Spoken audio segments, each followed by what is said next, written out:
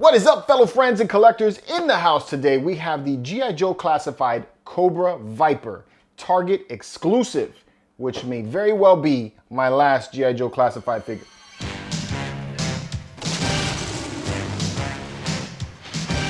Thank you for joining me for another unboxing video. If this is your first time on the channel, we do a lot of talk of collecting. We go on toy hunts, do statue reviews, Hot Toys reviews, and all kinds of geek stuff like that. So if you're into things like that, please like, subscribe, and turn on notifications so you can stay up to date on all of the content. All right, so the G.I. Joe classified Cobra Viper. This thing is super in demand right now, all right? $20 action figure selling for over $100 on eBay. That's really what you're looking at right here. Unbelievable how popular this guy is. Unbelievable how popular the G.I. Joe Classified series is. I like them. I think they're really, really awesome. I love the way Hasbro has been doing their box sets and everything. They do a fantastic job. So why the hell am I saying that this is gonna be my last G.I. Joe figure? May very well be my last G.I. Joe figure. And to be straight up, Target. That is the reason why I am getting off the boat with these G.I. Joe figures. I can't stand buying these figures at Target, the exclusives. And I wish to God that Hasbro would stop giving exclusives to Target, Walmart, and Walgreens. You know, the employees there are not toy salesmen. They don't know anything about these figures, or maybe they do know about these figures and they're just holding it in the back room. They do not want to help you one way or another. And that's not all Target employees, okay? There are some really nice Target employees out there, like the woman that helped me out, you know, Betty. I'm not sure that's her name, but you know, she looked like a Betty. And she was super sweet, you know, but I had to go to the clothing department to get her to come help me with this action figure. You know why? Because the guy who works in the action figure department, Finn, that's his, again, not his name, but he looks like Finn. He doesn't like to help, just doesn't like to do it. You know, he doesn't like to do his job, but yet he's still an employee there. So that is the reasoning why I don't like to do this. I actually went, after I got my figure, I went to another Target to try to find an extra one for my friend Rob, because he always hooks me up with these figures. So I was trying to pay back, and I had to go to this Target 4 times, all right? It's about a 15-20 minute drive to this Target. Every time that I went to this Target, I got a different answer about the amount of quantity they had in there. They had 6 on hand. The first person told me that they weren't gonna be releasing them until the 10th, is because that's when they were street dated. Obviously a lie. Then you had the second person who told me that they were sold out and that the inventory on hand was wrong. Then I had a third person who was actually a sweet lady. She went back there to try to find them for me, but then brought out this blonde, nasty woman who came out and just was super nasty with me, all right?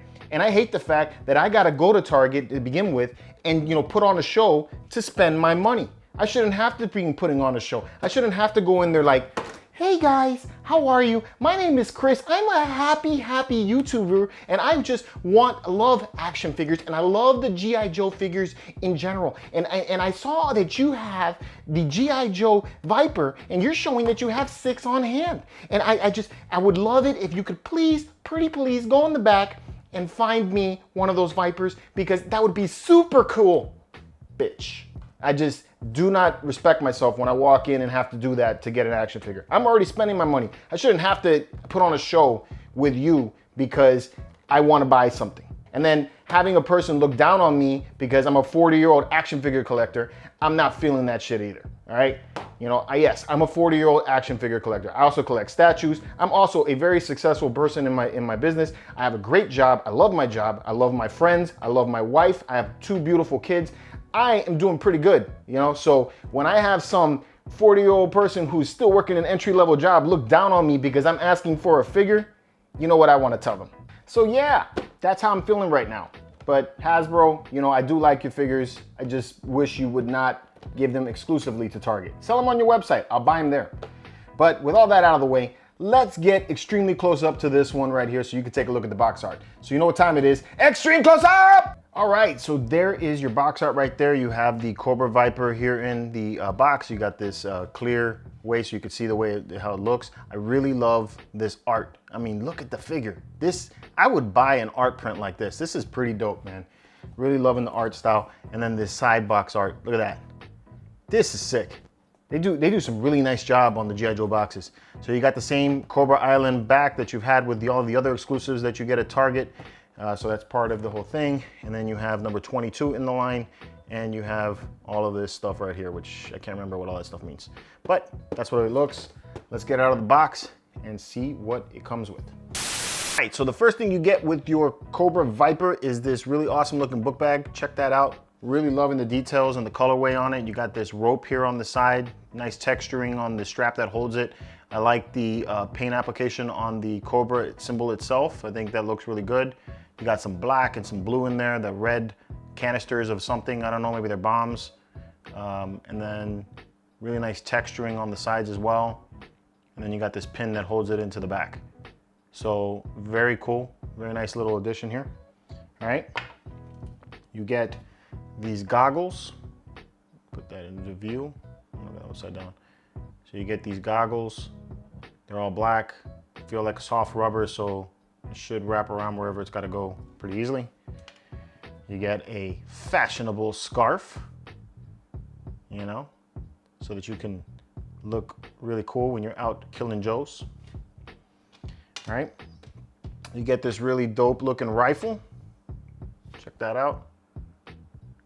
Again, nice texturing and sculpting on that.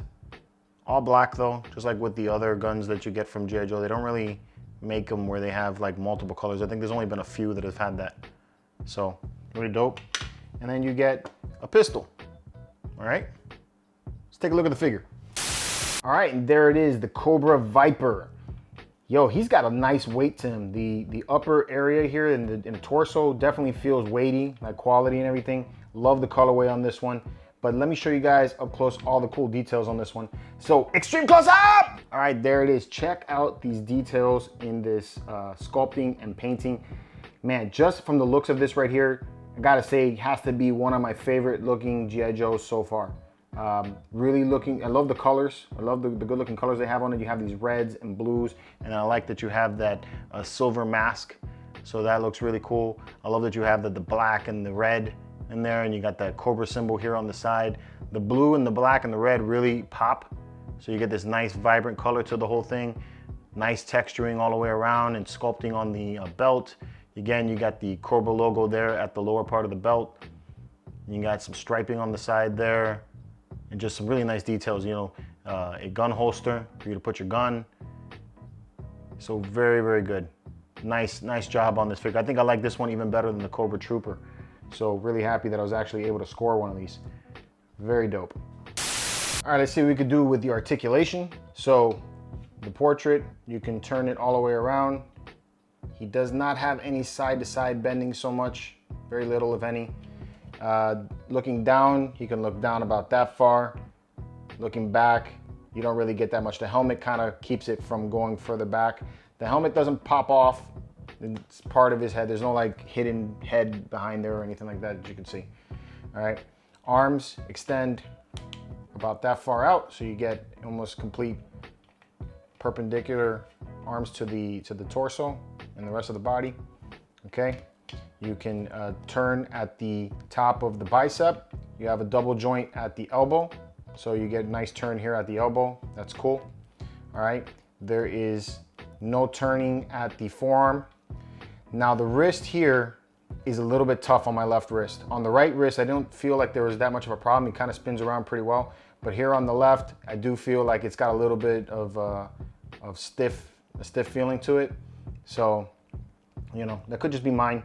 You have some articulation there at the wrist, so you can turn it in and you can extend it out a little bit on that side. And then on this side, you have it's two different ones. So on the left side, on the right side, I mean, you can do this motion, all right? But on the left side, you have this motion. So there are two different articulation points on the wrists, all right? As far as the waist goes, there is no turning at the waist whatsoever. There's no articulation at the very top because of this vest that he has on. Keeps him from doing that. So you have nothing there. All right. At the legs, you can go that far forward and you can go about that far back before it gets, you know, a little bit of tension there from the butt. So you can't go any further than that. At the top of the thigh, you can turn all the way around so you can twist it. All right. You have a double joint at the knee, so you can get it to go almost all the way back to his back. All right. there is turning at the top of the calf, so you can spin the bottom part independently from the thigh, so that's cool. And then on the ankles, you have side-to-side action. You can extend the ankle out so the foot comes out that far, and you can pull back about that far. So lots of articulation points except for in the upper chest. So with all that, let's get him in some poses and see what we can get him to look like. All right, pose number 1. Standing at ready, you know, waiting for Joe's to come. It's kind of like what I got going on here. So awesome looking sculpt. Like I said before, I think this thing looks fantastic. Art-wise, I think it looks great. Design-wise, maybe not so much. The book bag and the upper torso are very heavy, and posing him either, you know, bending the legs with the book bag on causes him to want to fall backwards. As you can see right there, he is a little bit wobbly. So maybe having him on a stand would probably be best for this particular character, especially if you want to pose him with the book bag on. So that's my only complaint about it so far. Otherwise, I think it looks really cool. All right, so we got him in a cool kneeling pose. And something that I found out that was pretty neat is that the stock on the rifle comes out, so you can have him looking like he's reloading the stock. So I think that's pretty dope. So yeah, so this pose kind of works. Still searching for my favorite pose. I wouldn't say this is the one, but I think it's still pretty cool that you can do this. All right, probably my favorite pose so far. Action packed, got the pistol all out, you know, gun holstered up like that. I think that's pretty dope. I had to take the book bag off. It's just too much weight. He wants to fall backwards even in this pose. So that kind of sucks. It would be neat to be able to have this. I think they probably should have made this out of lighter material, maybe not so solid, or make the upper torso lighter in some kind of way, especially since you can't angle his torso, so that you can't, you know, you're not able to get a good balance is really what the problem is. But overall, I dig this pose. All right, and there we have him in like a trooping pose, you know, rifle at the ready, and you know, his gun in the holster and everything, looking like he's marching through the mud. Yo, I like the way the figure looks. All together, I think it's a really good piece. I do feel that there's some weight issues and balance issues with this guy because he's a little bit top heavy.